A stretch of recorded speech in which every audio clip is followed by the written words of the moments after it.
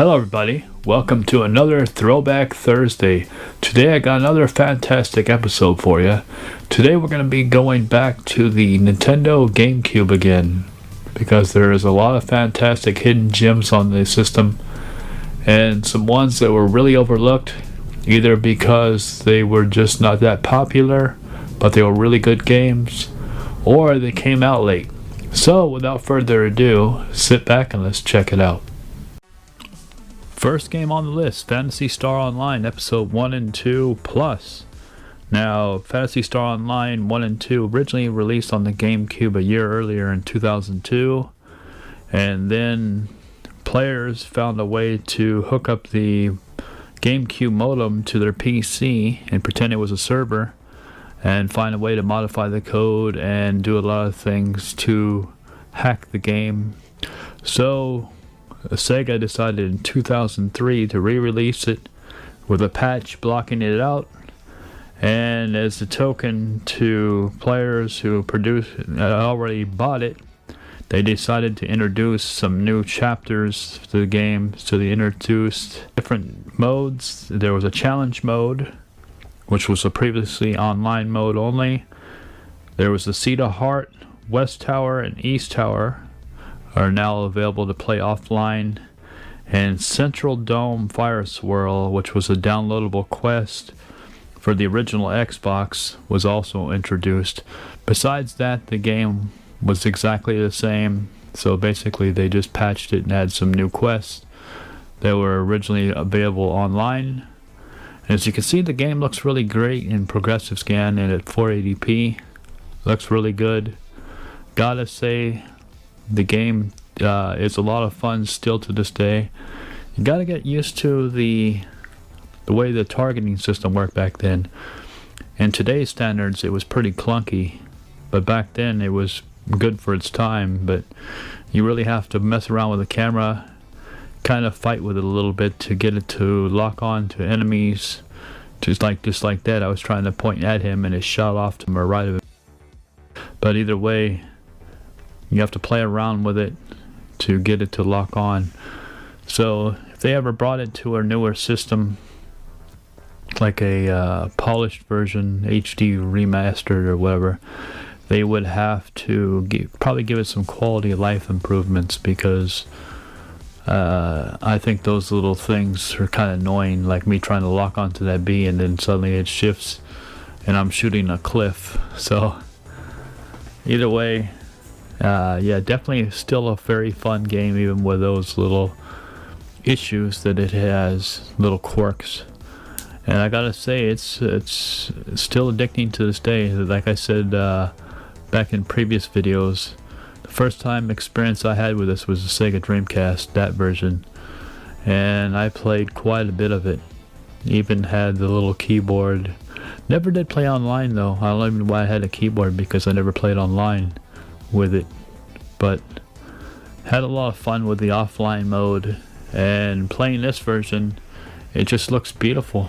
It looks really good even for today's standards. The enemies, I think, are a little slow sometimes. There are some faster enemies, but I mean, I can see why they made it slow back then, because it was early on in online modes, and I think that's why they kind of made enemies move a little slower than they need to be. But still, definitely a fun game, fun to grind up. I always played the Ranger class. Never played any other classes really in this game. There's 3 job types.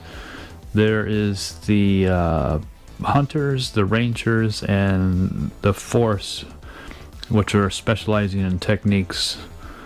Whereas Rangers specialize in ranged weapons and Hunter specializes in melee weapons. So fantastic game. That is Phantasy Star Online 1 and 2. On with number 2. Here is Robotech Battlecry on the Nintendo GameCube. Fantastic game, really enjoy it. This game has great graphics, fantastic music, really great voice acting. Everything about this game is a lot of fun. The controls are pretty good, and for a GameCube game, definitely worth playing even today. Like I said, capturing the footage. I played a lot longer than I expected. Probably that's why this video was almost late, because I was having so much fun. But you play as the ace pilot, Jack Archer. He served as a mercenary in the global civil war, flying both with his friend Roy Faulkner and against him at times. And after the global civil war ended and they found a crashed alien ship with alien technologies, and humans realized that this alien ship was a conquering force and they had lots of weapons on the ship, and that's how they developed all their robotech fighters and stuff. It was from that technology to protect Earth when it does happen. And so this is the story of him joining the RDF, the Robotech Defense Force, and Roy Faulkner is the one who invited him to join. So the beginning levels have you training and training missions, getting used to your different modes, such as the chicken walker here, you know, the VF1, the jet mode, or the mech mode. So different modes, and you can transform on the fly if you want by just hitting the D-pad. But it gets you used to how to pilot your mech, and the majority of the missions is the post-reign of the Death Era that involves Jack and his Wolf Squadron defending various human outposts against the malcontent Centauri forces led by the warlord Zerl. So pretty fantastic game. I really enjoy it.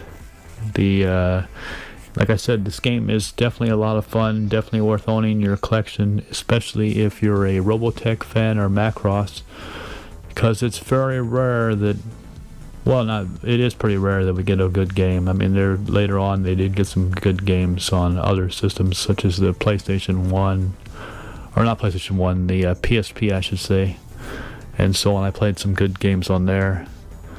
But it is a little bit more rare to find good Robotech games, especially nowadays, as how old the franchise is. But definitely fun game. And I believe this was done by TDK of all places. So, or actually, the publisher was TDK and the developer was Vicious Cycle Software. So fantastic game, really enjoy it. Definitely think it's a great game, and the critics didn't really like it too much, but if you look at the people who actually played it, they really liked it. So, and it gets a good following, and like I said, this game really looks good in the progressive mode. I think it really shines even to this day.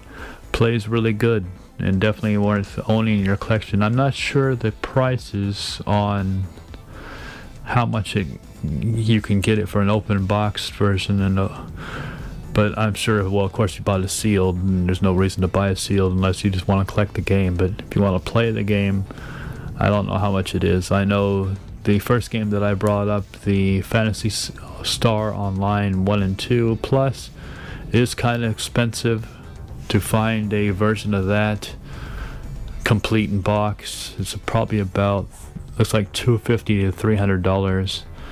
I unfortunately did not look up this one, so I can't tell you. So hopefully it's not that expensive, but it's definitely a fun game worth owning, and especially if you grew up with watching the Macross or Robotech. So anyways, that is it for this episode. I hope you liked it.